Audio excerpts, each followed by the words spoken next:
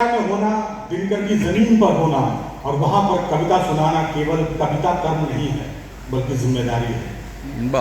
और एक बड़ा महत्वपूर्ण काम सौंपा है दैनिक जागरण ने हम लोगों के लिए कि हम यहाँ आके कविता सुना रहे हैं। जहाँ सर आप बैठे हुए हैं, प्रेम sir, doctor Arvind ji, doctor Sanjay sir, आप लोग सब यहाँ बैठे हुए हैं। आप लोग हमेशा अखबार को सहयोग करते रहिएगा, इसलिए करते रहिएगा क्योंकि इस देश में मीडिया का जो थोड़ा बहुत इकबाल बचा हुआ है, थोड़ा बहुत जो इकबाल बचा हुआ है वो अखबारों में ही बचा हुआ है।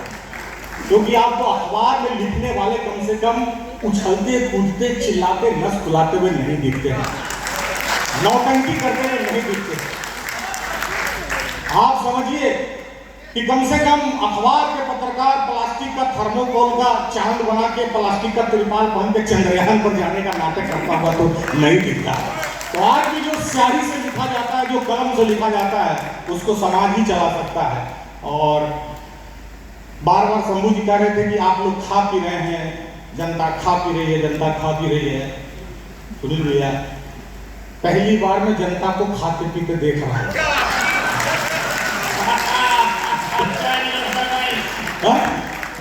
ये इतना बढ़िया दृश्य ये बेगूसराय में ही बन सकता था। और जागरण को इस बात के लिए बधाई कि जहां दिन भर जनता ठेली खाते हुए बोलती है सब खा लेते हो,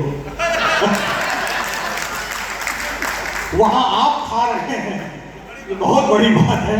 आप खाते पीते रहिए और हमेशा खाते रहिए, यही तो लोकतंत्र चाहता है। देखिए, दिनकर की जमीन पर होना, मैं कह रहा था कि हमारे उम्र के युवाओं के लिए दिनकर एक महापुरुष नहीं है केवल। ये हर कवि का ये काम नहीं है कि वो केवल आपको याद दिलाए कि बेगूसराय दिनकर की जमीन है। हिंदुस्तान के किसी भी मंच पर आप जाइए तो दिनकर को खड़ा होना आवश्यक है। उसका कारण, अमीर खुसरो अपने समय में दुनिया के सबसे प्रतिभाशाली शायर थे। उनके आसपास की फारसी में कोई लिखने वाला नहीं था, उनकी प्रतिभा निसंदेह थी। लेकिन अमीर खुसरो ने अपनी सारी प्रतिभाएं सात सुल्तान की दरबारी में खत्म कर दी। और हम अमीर खुसरो को चंद शेरों के लिए जानते हैं। लेकिन वहीं उसके समानांतर कुछ 100 वर्षों के बाद तुलसी बाबा आते हैं। उन्होंने राजमहल छोड़ा और कुटिया पकड़ ली तो रामचरितमानस निकल के आता है। वो है अंतर प्रतिभाओं का। और दिनकर उसी परंपरा के कवि हैं। ये वो दिनकर हैं जिनको सत्ता जब बुलाती है कि आओ मलमल के रास्ते पर चल के राज्यसभा तक, तो दिनकर का कलम वहां समर्पण नहीं करता है।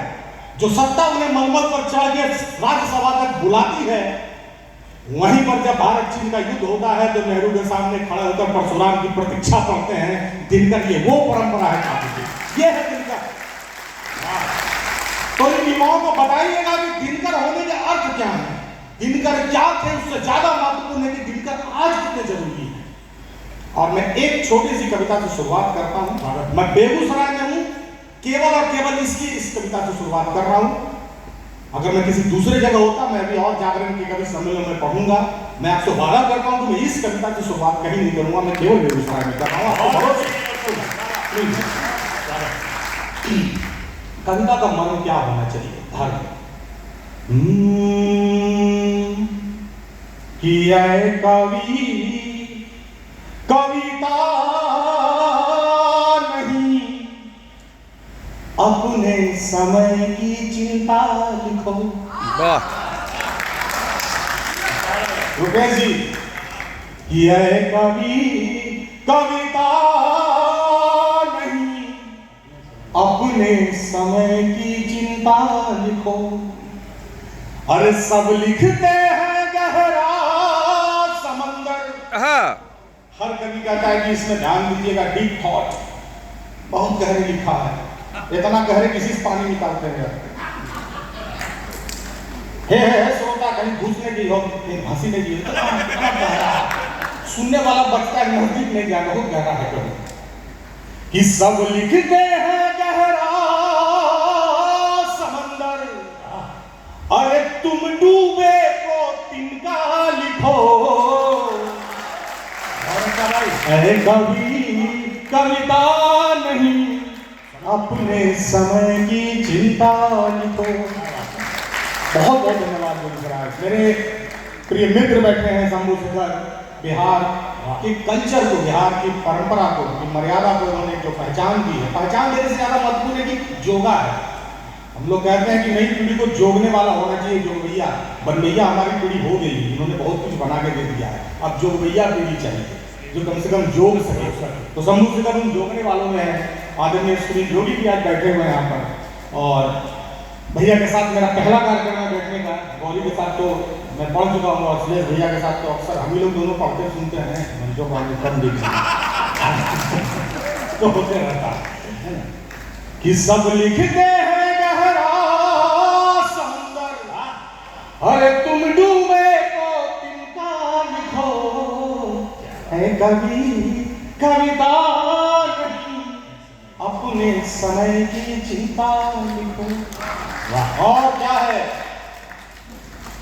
कि तेरी मेरी बात नहीं है, अरे किसके हिस्से रात नहीं, बस तेरी मेरी बात नहीं है, किसी के हिस्से रात नहीं है।